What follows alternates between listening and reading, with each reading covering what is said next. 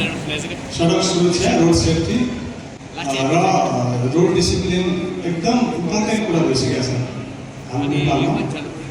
हामीले दैनिक रूपमा हामीले न्युज जब स्क्रोल गर्छौँ प्रायः 1 घन्टामा हामीले कुनै ठाउँमा दुर्घटना भएको हामीले न्युजहरू पढ्छौँ। कुनै न्युजहरूमा सामान्य दुर्घटना, सामान्य घाइते अथवा गम्भीर घाइते अथवा कुनै न्युजमा मृत्युजन्य दुर्घटना भएको हामीले न्युजहरू सुन्छौँ। त्यसकारण हामी जब सडकमा जान्छौँ मेरो आज ट्राफिकको हिसाबले, ट्राफिक पुलिसको हिसाबले मेरो हम्बल रिक्वेस्ट, हामी दुर्घटनाको न्युज नगरौँ। दुर्घटनाको न्युज नगर्न म रिक्वेस्ट अनुरोध गर्न चाहन्छु सबैलाई। त्यसको लागि धेरै केही गर्नु पर्दैन, हामी धेरै मेहनत गर्नु पर्दैन। हामीले थोरै सडकको अनुशासन गऱ्यो भने, सडकमा हामीले जस्तो ट्राफिक गर्दाखेरि ब्रेकिङ डिस्टेन्स राख्यौँ भने, हामीले ओभर स्पिड चलाएनौँ भने सबभन्दा बढी दुर्घटनाको क्षतिको जुन सिभियरिटी अफ इन्जुरी हुन्छ त्यसको मुख्य कारण भनेको ओभर स्पिड नै।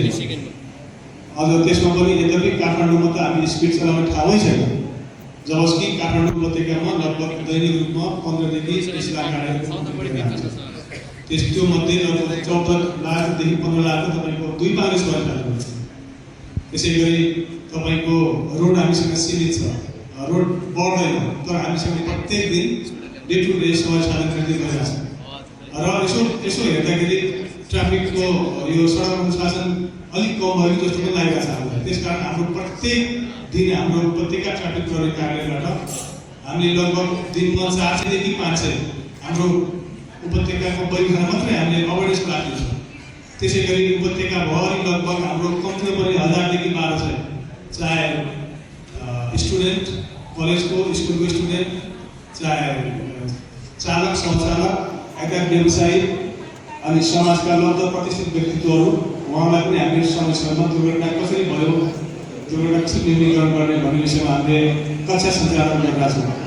र जति कक्षा सञ्चालन गरे पनि कमसेकम हामीमा आफैमा अवेरनेस भयो भने म अब घरबाट बाहिर निस्किन लाग्छु, म सडकमा जाँदैछु।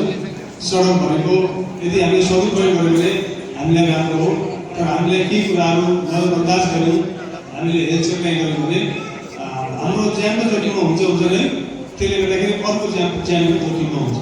त्यसकारण मैले 2-3 कुराहरू जस्तो ओभर स्पिड नगर्यो भने दुर्घटना भए पनि मान्छे धेरै घाइते। किनभने तपाईँको दुर्घटना भनेको कसैले चाहेर हुने होइन, र दुर्घटना भन्ने कुरा हामीले सामान्य रूपमा पहिलेदेखि बुझ्दै आएको बाजा बजाएर दुर्घटना गाइड गरेर हुँदैन, हाम्रै अगाडिपट्टि दुर्घटना छ।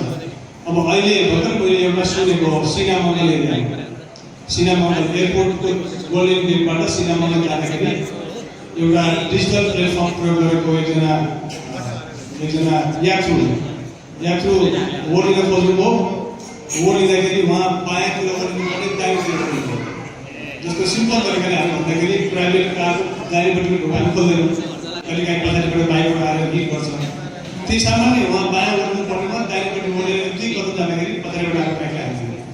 भनेपछि हामीमा जानकारीको कमी पनि भयो।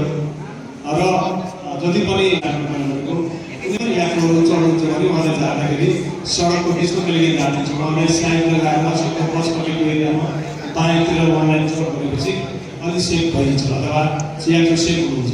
त्यो कुरा पनि हामी सामान्य